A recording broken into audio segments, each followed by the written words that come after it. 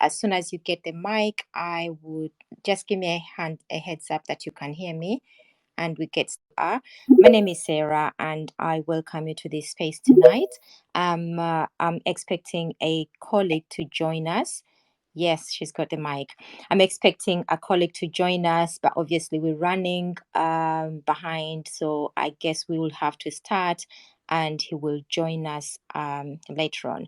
So the purpose of this space tonight is obviously we've held spaces before. If you've been here before, you would know that we've discussed the organ donation bill, which was recently passed into an act, the Organ Donation Act 2023.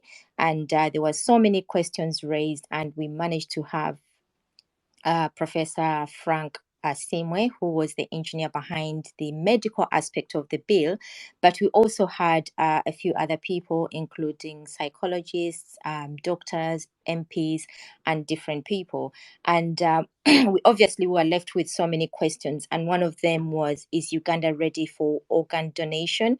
And if so, where is the infrastructure and the rest of it? And how do they vet? How do we vet to find out if somebody is fit for donating an organ, and the person who is receiving, and how do they prepare those two people? And there's so many questions. We got so many people responses from the audience. And we have been, obviously we're in summer holidays and everything, but we had been planning to come back and discuss this a bit further and address some of the issues that we're missing. And in the interim, we got this issue, which we thought it was perfect as it addresses some of the things we discussed then. And I would like us to hear from Martha, who is the wife to Dr. Anthony, who is in a situation right now. So I guess I don't know how much time she has, but she agreed to speak to us tonight, and then we chatter a way forward as to what can be done, what the situation is, and what we could do, and address the other things that we addressed before. So Martha, if you can please unmute the mic and speak to us. Tell us a little bit about yourself, what you do, what your doctor does, your husband rather is a doctor to us, where you're located, and when you first discovered that he had an issue that needed addressing. Thank you so much. Yeah, thank you so much, Sarah. I'm blessed to be at this Twitter space today. My name's Martha Namugabo, Buhangamaiso. I'm the wife to Dr. Buhangamaiso Anthony. I'm his primary caretaker. We've been married for 9 years now. We have 2 beautiful young daughters, 7 and 5. They're very beautiful, P3 and P1. That's who we are. Now, Dr. Buhangamaiso is a professional medical doctor who completed his undergraduate at Mbarara University of Science in 2012 and did his internship 2012-2013 at Soroti Regional Referral Hospital. And from there, he returned back to Hoima, and he has been working in Hoima at the diocese, at the Anglican Diocese Hospital called Zulu, from 2013 to 2017, when he decided he should go back and specialize, and went to Uganda Matters University, Mother Kevina, at Insambia Hospital, and there he did his M.Med surgery. He graduated in 2021 with his M.Med and returned home to Hoima, where he had left us. So when he returned home, he was unable to find a job immediately. So what he did, we had space, and we thought we could start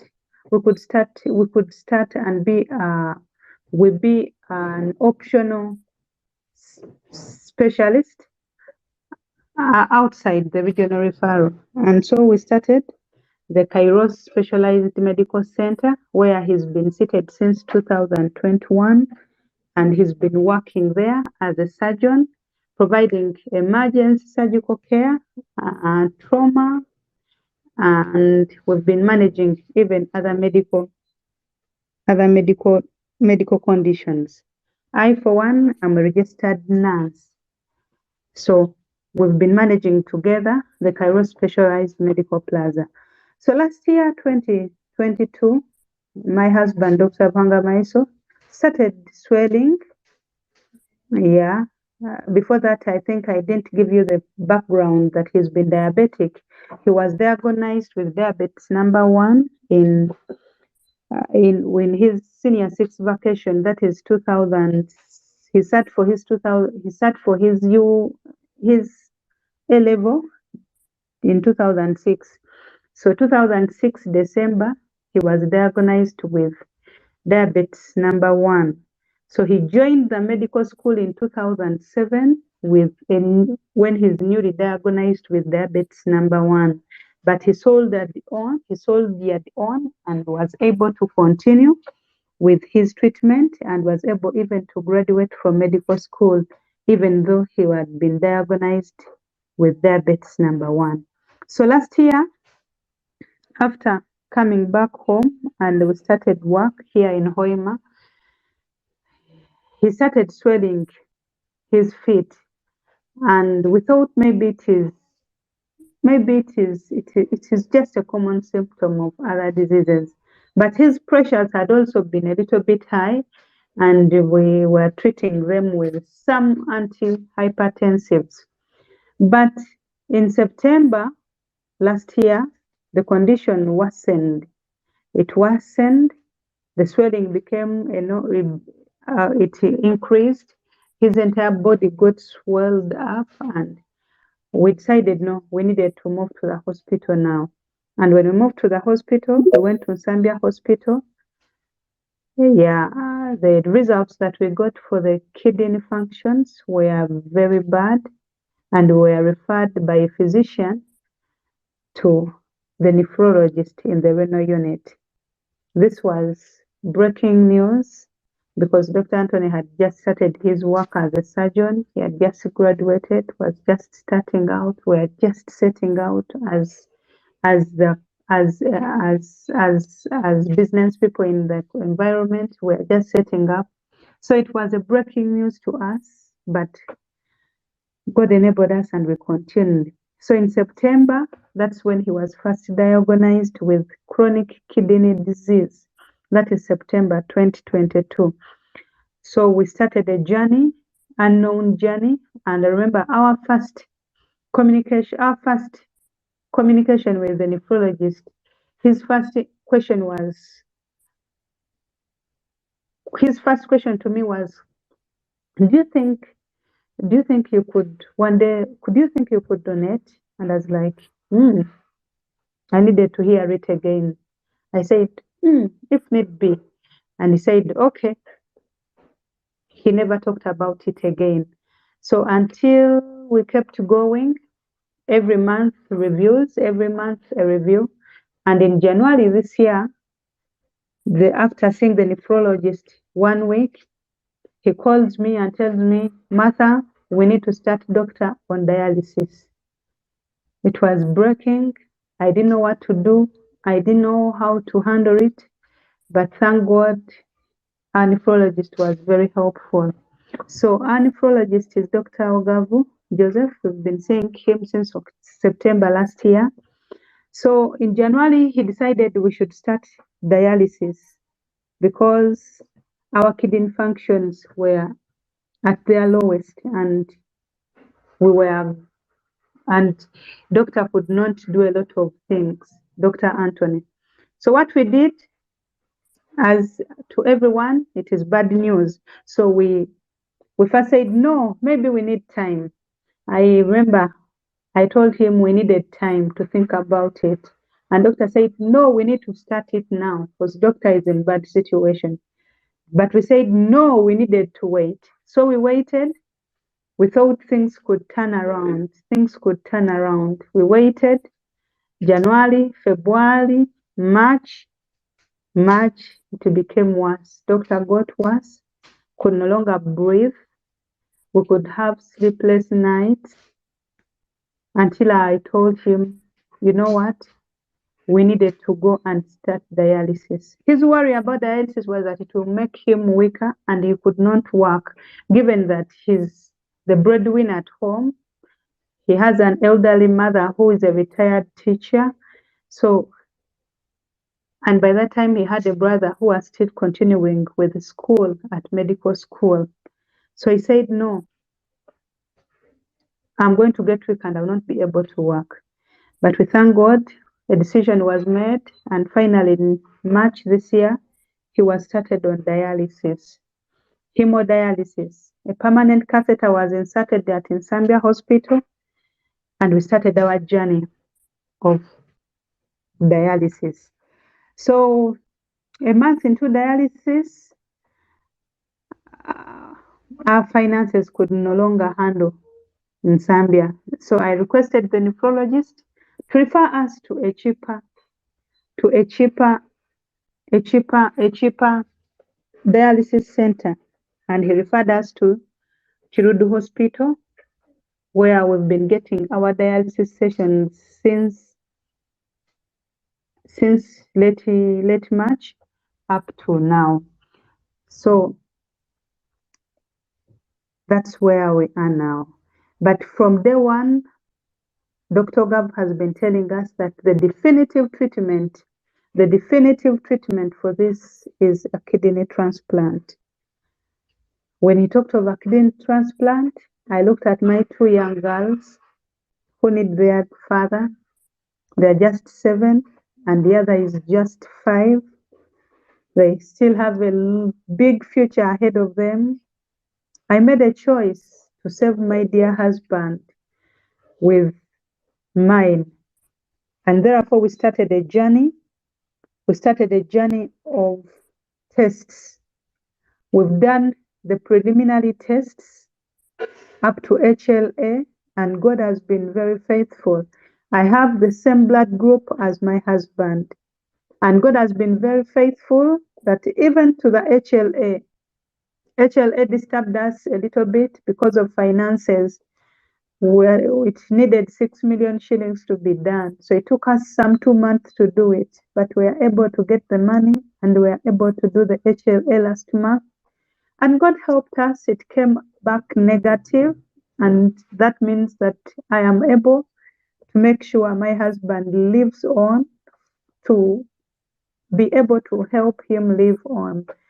So we are at a level of getting the nuclear imaging, but we were able to see doctor last week on Monday, and his message was, let's keep going with the fundraising. Let's look for money for that transplant. And he wants us to be at the transplant center as early as next month. I'm very sorry, I'm a little bit emotional, but he wants us to be at the transplant center as early as next month. Our biggest challenge is the funds. We've got a quotation from Medihill Hospital in Kenya that are able to do the transplant, and their treatment is $22,000, but that does not involve reviews, post-operative treatments. It doesn't involve accommodation. It doesn't involve transport, that is the air tickets. So we've sat around as a family and we think if we get $41,000, that's enough for us to do the transplant, to accommodate us in Kenya for some time, and to get the post-operative treatment for Dr. Buhangamaiso. Dr. Buhangamaiso Anthony has done life-saving surgeries for the last 2 years since he graduated from Uganda Matters University. I remember there is a patient that came with IO and had been referred to Hoima Regional Referral Hospital, but had failed to find a surgeon to work on him. We were able to give him an emergency laparotomy. Anastomosis was done, And today I can report that this patient is well, he's doing better, but he had spent home 1 week with IO, and he had what we call a sigmoid noting. He had got a sigmoid noting for 1 week. So Dr. Anthony is a very important part of our community here in Hoima.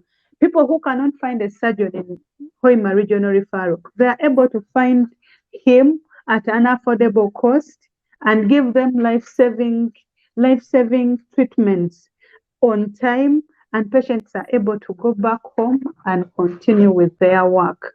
So Sarah, I believe that's the journey we've had here in Hoima. So we are traveling every week from Hoima to Kampala to Chirudu to do our sessions of dialysis. We last traveled Sunday. We did our session at night and we traveled back yesterday. So tomorrow we are still going to travel tomorrow morning to travel back, and we do our session at night and be able to travel back on Monday. Thank you very much for joining us, all of you, in this fight as we fight to keep Dr. Anthony a surgeon, a father, a husband to me, and a son to my mother-in-law, and a brother to my brother-in-law. Thank you very much, and thank you for joining the campaign. God bless you all. We've been in touch with Martha, and obviously we know how busy she must be being the primary caretaker, carer for her husband. However, Martha, I applaud you for what you're doing. I just wondered, I have a couple of questions. One, do you know if Dr. Ogavo is on here tonight, and if he is here, maybe he would shed some more light on this? And secondly, I was going to ask you, when do you hope to get the imaging? You said you're getting the imaging, the nuclear imaging this week. Do you have a definite date? Because obviously a few things are relying on that as well. Do you know when you're getting the imaging? And is Dr. Ogavo on here with us tonight? Yeah, Dr. Ogavo is not yet on, but I'll keep looking for him and see if he can join in later on. I've already booked for the nuclear imaging at Aga Khan Hospital with I've sent them an email and they're yet to respond back. They told me I write to them an email and they're yet to respond. So I expect to travel this week, maybe on Thursday morning, to travel to Kenya and I complete the nuclear imaging. Cool. Thank you so much. Comrade Joe, can you please take the mic and obviously introduce yourself? And I don't know if you have some questions. Thank you. Thank you very much, Comrade Sarah.